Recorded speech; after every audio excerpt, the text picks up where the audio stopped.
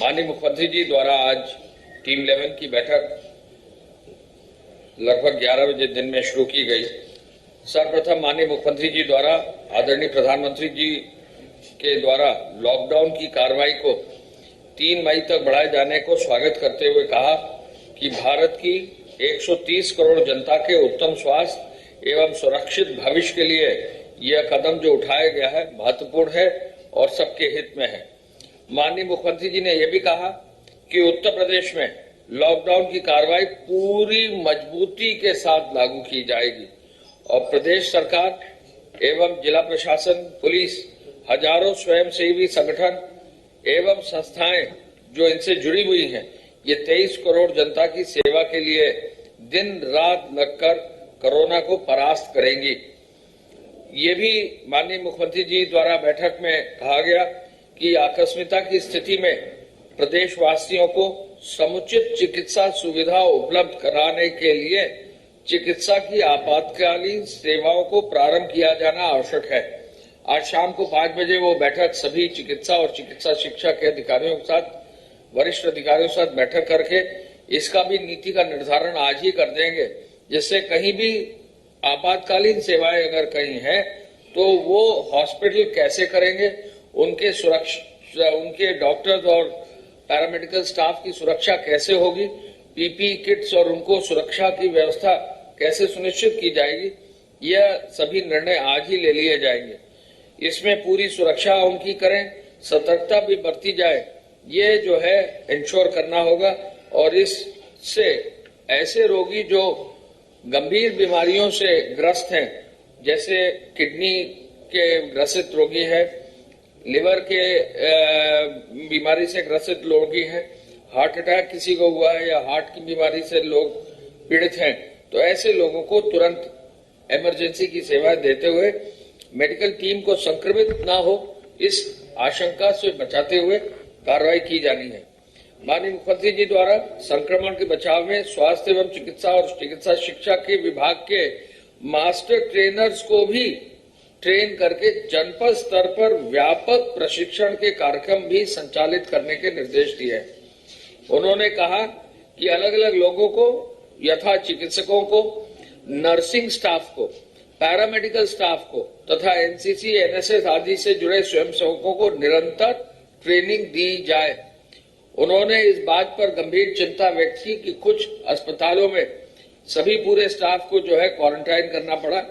ऐसे में ट्रेनिंग की, सुरक्षा व्यवस्था की और इक्विपमेंट को और मजबूती से किया जाए और आवश्यकता हो तो कोविड केयर फंड से जो प्राइवेट हॉस्पिटल्स हैं वहां पर भी पीपीई किट्स को जो है उपलब्ध कराया जाए। दूसरा बिंदु उन्होंने किसानों के संदर्भ में कहा, यह कहा उन्होंने कि आज की तारीख में पूरे प्रदेश में बहुत तेजी से जो खेती किसान कर रहे हैं उनके फसल की कटाई चल रही है। ज्यादातर मैकेनाइज्ड जो है हार्वेस्टर्स और उसके साथ साथ रीपर्स लगाए गए। हमारी सूचना के अनुसार 4700 कम से कम हार्वेस्टर्स लगे हैं।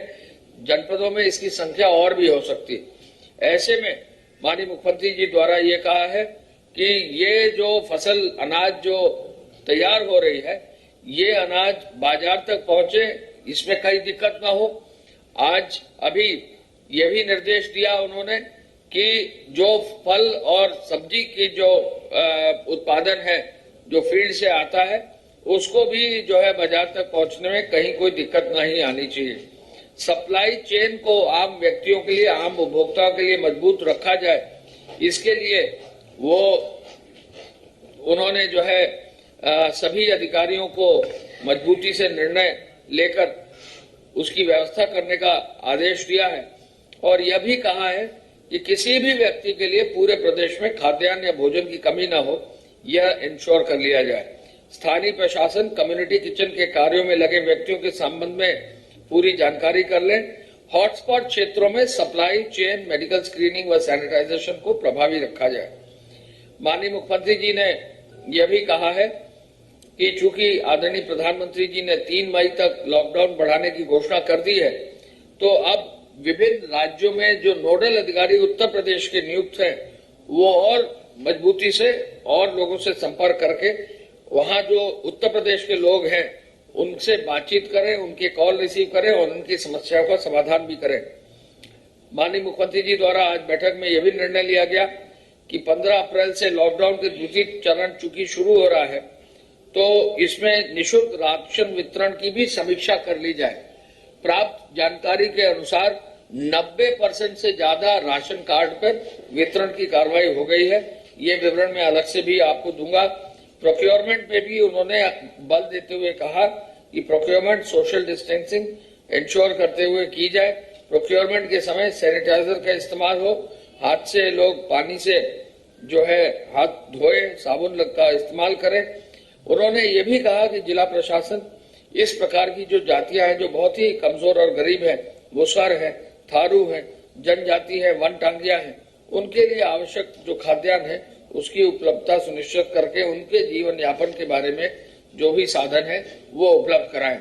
आज चूंकि अब रबी की फसल है, गेहूं की कटाई हो रही है और गेहूं का भूसा ही जो है भारी मात्रा में पशुओं के इस्तेमाल में लाया जाता है, तो पशुपालन विभाग को उन्होंने निर्देशित ये किया है कि वे जो है फील्ड से भूसे का पर्याप्त जो है क्रय करते हुए भूसे का निराश्रित गोवंश के लिए जो है वो भूसा बैंक बनाए और भूसे का भंडारण करें।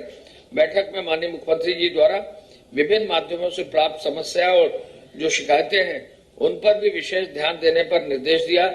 कुछ जगहों पर कहीं पर एक दो जगह कहीं मजदूरों का प्रदर्शन हुआ है, कुछ जगहों पर मकान मालिक द्वारा जो है अपने किराएदार को बाहर निकालने की शिकायत मिली है। ऐसे मामलों में उस संबंधित जिलाधिकारी को उनके द्वारा आदेश दिया गया है कि जो भी समुचित कार्रवाई नियमों के अंतर्गत है वे कार्रवाई सुनिश्चित करेंगे। लॉकडाउन की अवधि में अब तक धारा 188 के अंतर्गत 17,585 एफआईआर दर्ज की गई है। लॉकडाउन की अवधि में अब तक 22,632 वाहन सीज किए गए हैं। चेकिंग के दौरान 6 करोड़ 84 लाख रुपया शमन शुल्क वसूल किया गया है और साथ साथ आवश्यक सेवाओं के लिए 1,52,861 वाहनों के परमिट जारी किए गए हैं। कालाबाजारी और जमाखोरी के लिए विशेष अभियान चलाते हुए अब 400 से अधिक 404 एफआईआर दर्ज करते हुए 506 लोगों के खिलाफ कार्रवाई की गई है और इनमें से 169 जो है 179 लोग जो है गिरफ्तार भी कर लिए गए। हम आपको ये भी बताना चाहेंगे कि फेक न्यूज पर सूचना विभाग ने जो कार्रवाई की है तो उस कार्रवाई का निष्कर्ष ये निकला है कि लगभग जो है 12 हमारे टिकटॉक के अकाउंट्स ऐसे थे जिनको अब ब्लॉक कर दिया है टिकटॉक ने। हमने उनके साथ जैसा आपको बताया था टेकअप किया है। उन्होंने हमें बताया कि 12 अकाउंट टिकटॉक के उन्होंने जो हमने 14 भेजे थे 12 उन्होंने ब्लॉक कर दिए। और इसके साथ साथ पुलिस विभाग में जो साइबर सेल है उन्होंने कार्रवाई की है और पुलिस विभाग की सूचना के अनुसार 7 फेसबुक अकाउंट्स ब्लॉक कर दिए गए हैं, 2 ट्विटर अकाउंट ब्लॉक कर दिए गए हैं, 1 व्हाट्सएप अकाउंट भी ब्लॉक कर दिया गया है।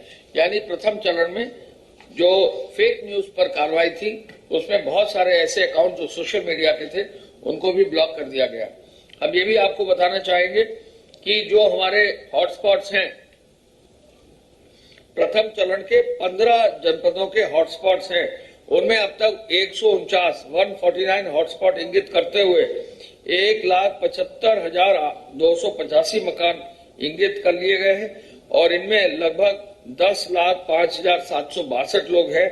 यानी 10 लाख करीब हमारे प्रथम चरण के 15 जनपदों के हॉटस्पॉट्स में हैं और इनमें ही 443 कोरोना पॉजिटिव के केसेस आए हैं। यानी भारी संख्या में हॉटस्पॉट्स के विदिन ही जो है कोरोना पॉजिटिव के केसेस हैं। तो ये जो हॉटस्पॉट की जो एक पॉलिसी है सरकार की, इसमें सफलता इस बात की मिली हुई है कि विदिन दी हॉटस्पॉट्स ही हमारे केसेस जो है आ रहे हैं। वो इस वजह से है कि पिछले 2 दिन में बहुत तेजी से, चूंकि हमारी चेकिंग की व्यवस्था बढ़ी है, हमारी टेस्टिंग की व्यवस्था 2000 से अधिक बढ़ी है, तो बहुत सारी मात्रा में जो टेस्टिंग सैंपल पेंडिंग थे 2-4 दिन से, वो एक साथ कल रिपोर्ट आई है और उनके अनुसार जो है कार्रवाई कल की गई है। द्वितीय चरण में अब जो है हमारे 45 जनपद चूंकि हो गए हैं तो ऐसे में जहां जहां एक या एक से अधिक कोरोना के केसेस हैं, तो जिन जनपदों में अभी तक हॉटस्पॉट नहीं था वहां भी हॉटस्पॉट चिन्हित करके निर्देश आज दिए गए हैं। माननीय मुख्यमंत्री जी स्वयं 6 बजे शाम को आज डीएम्स और पुलिस अधिकारियों के साथ एडीजीज, आईजीज, कमिश्नर्स, डीएम्स, एसएसपीज, एसपीज के साथ, स्वास्थ्य विभाग के साथ और अन्य विभाग के अधिकारियों के साथ 6 बजे वो वीसी करेंगे।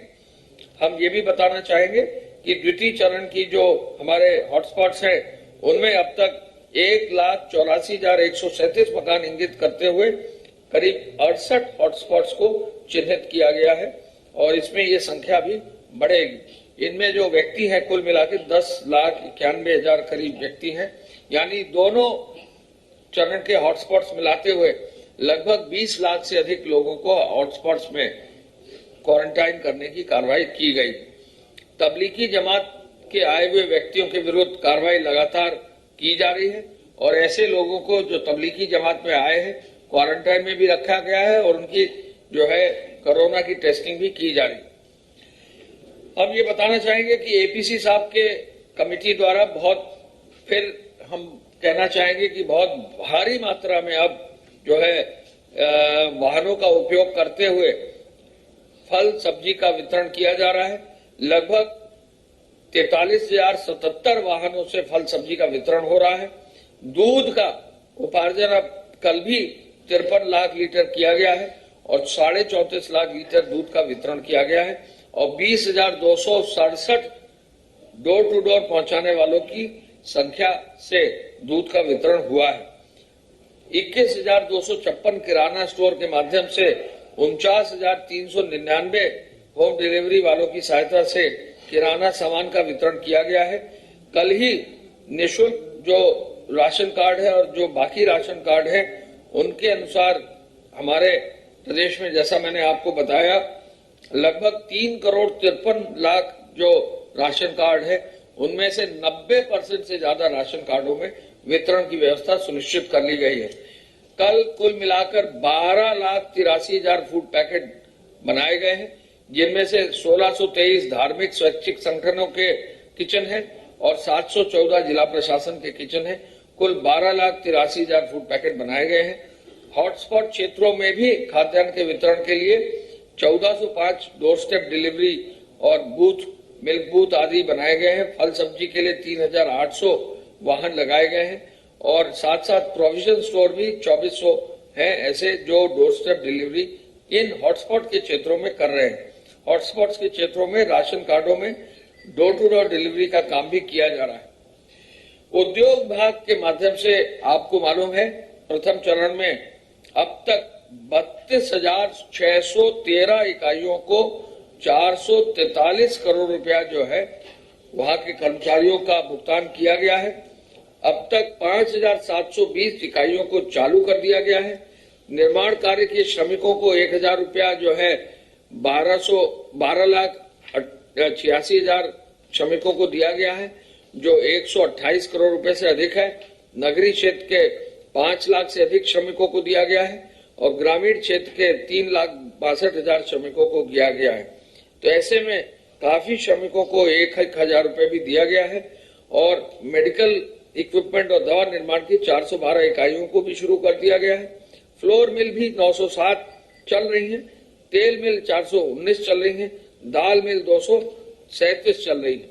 मैं ये भी बताना चाहूंगा कि राजस्व विभाग ने कल आदेश कर दिया है जो भी हमारे क्वारंटाइन में जो लोग मौजूद हैं, जो मजदूर हैं, जो जिले स्तर के क्वारंटाइन में रखे गए थे, उनको उनके जो हमारे जनपद के रहने वाले हैं उनको घर भेजने की व्यवस्था की जा रही है। आज और कल में हो जाएगी।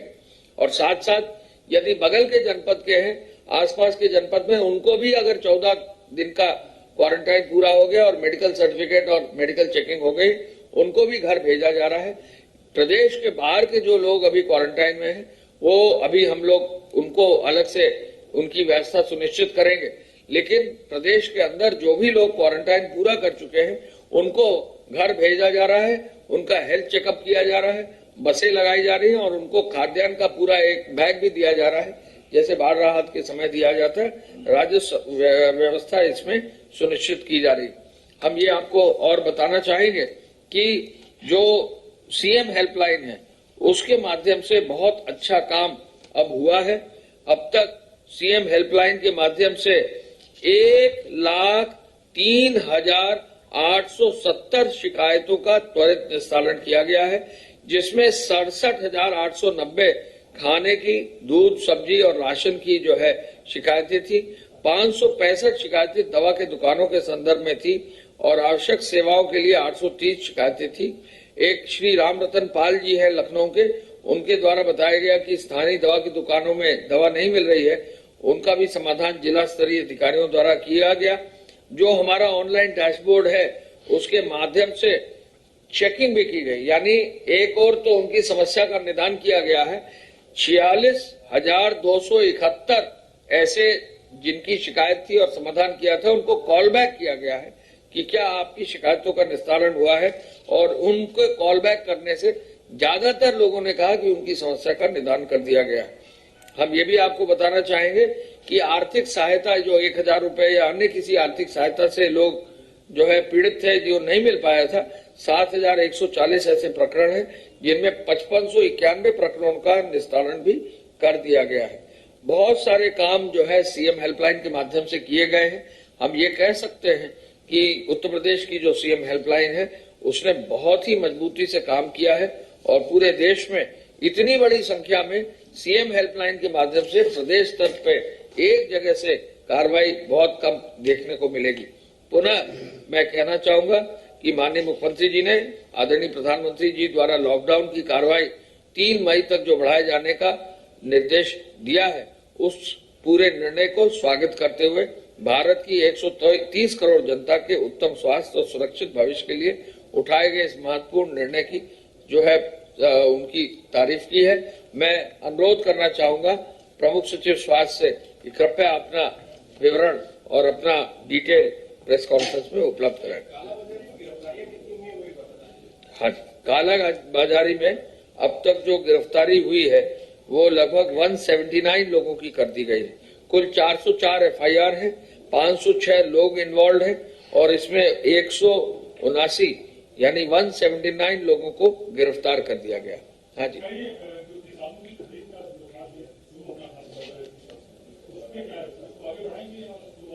किसानों की खरीद 15 तारीख से शुरू हो जाएगी। इसमें कहीं कोई कार्रवाई में कोई कठिनाई नहीं है। जगह जगह बोरे दे दिए गए हैं। कैश क्रेडिट लिमिट्स अलग अलग जो परचेस के हैं उनको दिया गया है। पीसीएफ के जो अधिकारी कर्मचारियों को पास इशू करना था, गृह विभाग ने उसकी अनुमति दे दी है। और साथ साथ प्राइवेट एजेंसीज या फार्मर्स प्रोड्यूसिंग एजेंसीज के लिए भी आज या कल में कैबिनेट डिसीजन हो जाएगा, उनको भी सीधे क्रय करने का निर्देश होगा। लेकिन एक चीज बहुत जरूरी है कि एमएसपी से नीचे कोई भी कहीं न खरीदे। मिनिमम सपोर्ट प्राइस यानी जो न्यूनतम समर्थन मूल्य है उस पर ही खरीदें या उसके ऊपर खरीदें। इसकी मॉनिटरिंग करने के लिए हर जिले में जो है कृषि विभाग, जिला स्तर के अधिकारी सभी किए जाएंगे। इसकी कॉल सेंटर भी बनाया जाएगा। यदि कहीं शिकायत होगी तो बहुत सख्ती से कार्रवाई होगी।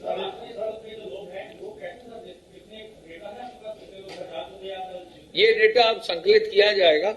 लगभग 1,20,000 लोग ऐसे हैं जो जिला स्तर के क्वारंटाइन सेंटर्स में हैं। उनमें से 3 कैटेगरी के होंगे। एक जो 14 दिन पूरा कर चुके हैं, एक जो अभी 14 दिन पूरा नहीं किया है, तीसरे जो हमारे प्रदेश के बाहर के हैं। तो जो प्रदेश के बाहर के वो तो बने रहेंगे जब तक उनके प्रदेश से हमारा समन्वय ना हो जाए। प्रदेश के अंदर के जो 14 दिन वाले हैं वो धीरे धीरे करके अपने गांव चले जाएंगे। हाँ, ये मंडी है,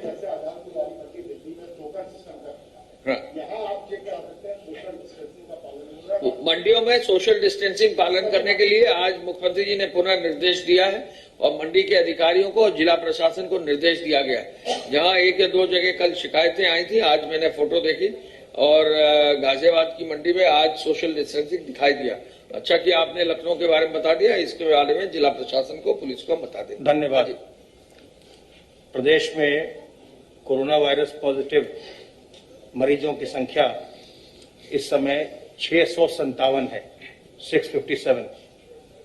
इनमें से 49 मरीज पूरी तरह उपचारित होकर अपने घर वापस जा चुके हैं। इस 49 अभी तक इस संक्रमण से 8 लोगों की मृत्यु हुई है। इनमें से अधिकांश वैसे लोग हैं जो किसी न किसी गंभीर बीमारी से पूर्व से ही पीड़ित थे। जैसा कि हमने आपको पहले भी बताया है कि इसमें जो सीनियर सिटीजन हैं, ये जो ज्यादा एज के व्यक्ति हैं, 60 साल से ऊपर के व्यक्ति हैं, वो और जिनको कोमॉर्बिडिटी हो, अर्थात डायबिटीज या हाइपरटेंशन या कैंसर या किडनी जैसी बीमारियां पहले से हों, वो इसके लिए ज्यादा ससेप्टेबल होते हैं। तो आपके माध्यम से ये अनुरोध है सभी लोगों से कि आप अपने जो बड़े बुजुर्ग हैं उनको और जिनको पहले से कोई भी मेडिकल कंडीशन हो उनको इस संक्रमण से अवश्य बचाएं, क्योंकि उनके लिए ये ज्यादा गंभीर समस्या के रूप में सामने आ रहा है। जो केसेस आ रहे हैं, जो केस मैनेजमेंट हो रहा है, उसमें ये देखा जा रहा है कि 75% से ज्यादा लोग बिल्कुल एसिम्प्टोमेटिक रहते हैं, उनको किसी प्रकार के कोई लक्षण नहीं आते और समय के साथ वो इनका जो संक्रमण है वो भी चला जाता है। इसलिए बार बार मैं यही निवेदन करूंगा कि इस संक्रमण से हमें घबराने की आवश्यकता नहीं है, इससे हमें सावधानी बरतने की आवश्यकता है और वो सावधानी हैंड वॉशिंग के रूप में है, साबुन पानी से बार बार हाथ धोएं। वो सावधानी सोशल डिस्टेंसिंग के रूप में है कि आपस में दूरी बनाए रखें, भीड़ भाड़ वाली जगह में न जाएं और किसी से भी आप मिलें तो थोड़ी दूरी से मिलें, 1 मीटर की दूरी होनी चाहिए, उससे ज्यादा दूरी होनी चाहिए। अपने चेहरे को कवर करें, मुंह और नाक को हमेशा कवर करिए, फेस कवर से कोई ट्रिपल लेयर मास्क लगाएं या कोई भी कपड़ा हो, गमछा हो, रुमाल हो, दुपट्टा हो और घर में बना हुआ मास्क हो, अपने चेहरे को कवर करिए ताकि सामने से कोई जो विषाणु है वो आपके मुंह या नाक के क्षेत्र में प्रवेश न करें। इसके अलावा इम्यूनिटी बढ़ाइए, अपने घर में लोगों से ये कहिए कि गर्म पानी पिए, तुलसी अदरक का काढ़ा पिए, अजवाइन का अर्क पिए, जिससे इम्यूनिटी बूस्ट हो। ऐसी चीजें जिससे आपकी इम्यूनिटी बूस्ट हो वो आपके लिए इस संक्रमण से लड़ने में आपके शरीर को शक्ति देती है।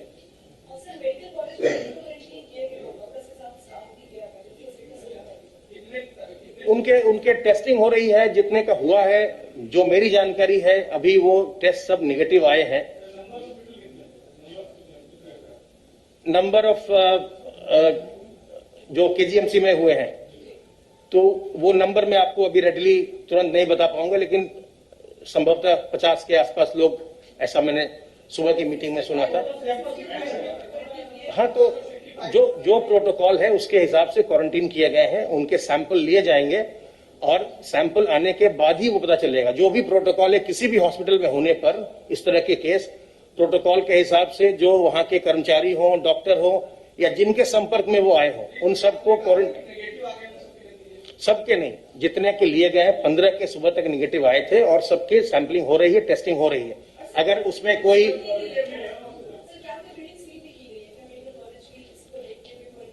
ये मैं अभी आपको बताने की स्थिति में नहीं। ऐसा है कि टोटल सैंपल जो अभी तक हो चुके हैं लगभग 16,000 सैंपल अभी तक हो चुके हैं। कल हम लोगों ने सबसे ज्यादा सैंपल की टेस्टिंग की, 2634 सैंपल्स की कल टेस्टिंग हुई है। कल से जो नोएडा में नेशनल इंस्टीट्यूट ऑफ बायोलॉजिकल है उसने भी प्रारंभ कर दिया है टेस्टिंग करना। तो इसलिए जो हमारे स्टेट के जो लेबोरेटरीज हैं, जो उनकी क्षमता थी वो भी अब बढ़ गई है और एनआईवी के टेस्टिंग प्रारंभ होने से कल 2634 सैंपल्स की टेस्टिंग हुई। कल हम लोगों ने 2200 से ज्यादा सैंपल्स भेजे हैं लेबोरेटरीज को। अब हर दिन हम लोग 2000 से ज्यादा सैंपल्स लेबोरेटरीज को भेज रहे हैं।